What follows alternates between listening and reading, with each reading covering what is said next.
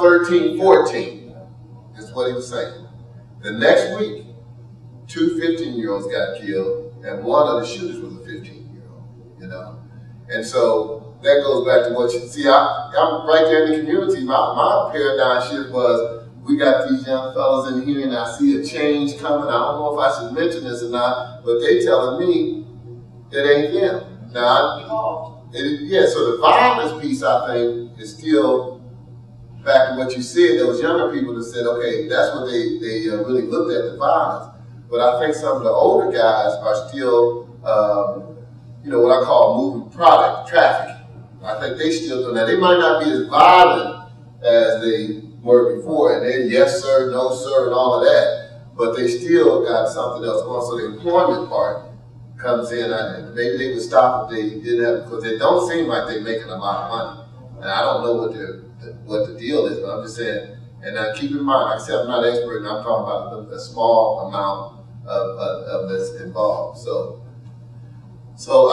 let me just say this. I think the ceasefire piece is at least a good piece for us to look at, because at least brings everybody together. I think we have got to respect each other, and we've got to try to get a common language that everybody understands. Because I just see in Columbus, Central Ohio, all the way through enforcement, strategy, I mean the practitioners and the researchers, I think we just got a real good group of folks, and we got community folks who are involved. So I think we got the formula to make it happen. So, Dauntea, I know I went a long time. Next up, we have Lisa Defendiefer.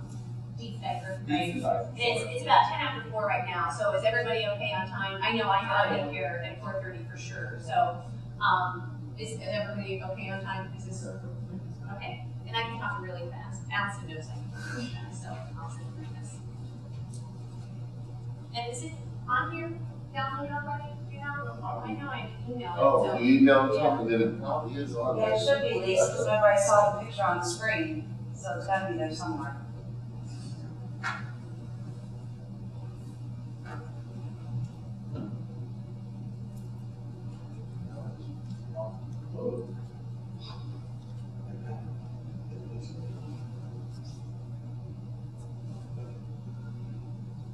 Okay, I don't know how much we're going to, I think part of us is going to overlap as far as talking about collaboration, but I think our focus actually downtown isn't so much on you, but I'm hoping that you guys get something out of this presentation. My name is Lisa Defendiefer. I'm the Downtown Safety Coordinator with the Capitol Crossroads and Discovery Special Improvement District downtown. And today I'm just going to give you a little overview, just some background on what a Special Improvement District is to begin with. Give you some general background on Capitol Crossroads and Discovery SID, and then give you an overview of really what our downtown safety program is about and how we're collaborating and fighting crime downtown. A Special Improvement District is a private sector initiative. It's basically a geographic area in which property owners agree to tax themselves for a period of time, typically over a period of 5 years, to provide a variety of services. And property owners all derive that. It's all up to them because they're paying the taxes on what kind of services they want to provide. Right now in Columbus we have 4 special improvement districts. Short North SID, which you probably know mostly for the arches, and that was as a result of special improvement district. The Morris Road, which a lot of their money went towards improvements in the public right of way. And then we have Capitol Crossroads and Discovery Special Improvement Districts, and those are the 2 SIDs that I'm involved with downtown. They cover about a 70 square block area in the core of downtown, and a little different. I mean, Capitol Crossroads is more in the core of downtown. You have the Huntington Center, the right is right in the middle of it, State House, big buildings like the Renaissance, Huntington Bank Building, Nationwide Plaza, those types of buildings in there. And then to the east, you have the Discovery Special Improvement District, which is mainly made up of a lot of schools and institutions, the hospitals over there, a little bit different flavor, more residential than in the core. But again, we are providing services in about a 70 square block area. And I should back up too. Capitol Crossroads, again, it's all driven by property owners. So Capitol Crossroads and the SID said they wanted to focus on cleaning the place up, providing safety services, and providing some promotions. And that just basically means we sponsor the farmers market downtown, we have kickball on the State House lawn, we do some fun things after work. With the Discovery SID, the focus was primarily on safety services, and that's what they chose to do. But as a whole, in just talking about the safety program, our goals were to reduce crime, despite the fact that downtown is the safest commercial district in Columbus, and to reduce the perception of crime. And I think a lot of it is, it's perception. It's people that are working or living out in the suburbs and coming downtown to work, they run into someone that might be a different color than them. They might have some mental health problems. They might be homeless. There may be youth congregating in a certain area that they don't typically run into in their neighborhood, and they're freaked out and they're thinking it's unsafe and I can't stand being down here, working down here, or walking the street. So those are our focuses, is to reduce the crime, but also the biggest one is probably reducing the perception of crime. So in developing the safety program, we first had to research crime stats, and we got all those crime stats from the Division of Police. We had to look at really realistically what are the types and prevalence of criminal activity in the downtown, what are the most problematic times of days and days of the week, and what are our hotspots. And in addition to looking at the stats, we also talked with private security managers. And because you had to know all of this, because that's going to drive the development of our program.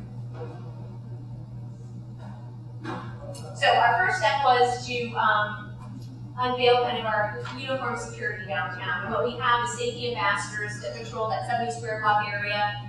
In the Discovery District, they're uniformed in red and black. And in Crossroads, we have neon colored shirts and also the white shirts that you see in the upper left here. But those folks, they're really charged with serving as eyes and ears for the division. They're served with kind of providing a reassuring presence. So if someone is panhandling, and non-aggressive handling is legal, but people are uncomfortable with that, so we may post right up next to them, so people feel a little more comfortable. So it may went kind of crazy that we would be there. Our ambassadors contact the Division of Police on a regular basis. We have their cell phone numbers. We have great communications network with them. We also employ special duty officers, and those are Columbus Division of Police officers, and I really like to think that they're kind of what we think of what beat officers were. I don't know how many years ago, decades ago probably.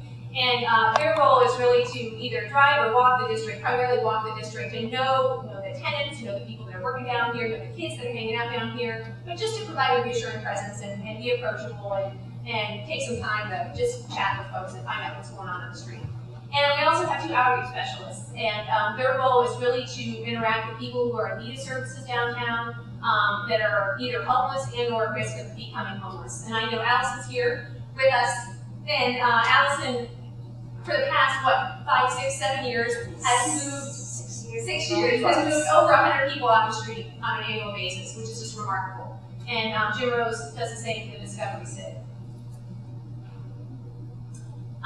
We also focused on education, and we really wanted to make sure that everyone knows about our program and the services that we provide, and what our hotline number is, and if they want an escort or if there's issues that they need addressed, how to reach us and what to expect from us. One piece was certainly, and I was discussing earlier, Paul Denton was saying that we have to refresh this message, but what people typically say when we interview folks that work downtown is they're concerned mostly about panhandling.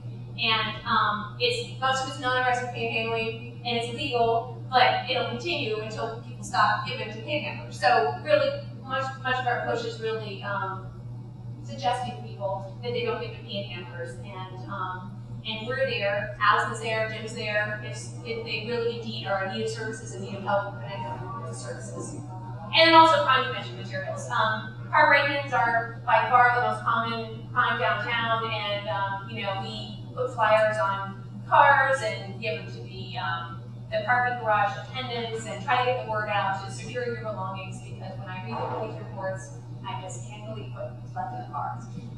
Laptops and cell phones and GPSs and everything. And it's not always the case, but a lot of the case. So we're trying to educate people not to do that. And we also provide training. I mean, we have new employers coming downtown. We'll talk with those employees about our services again, and really the reality of what crime is downtown, and how to access our services. And CPD is always involved with those presentations as well. Collaboration.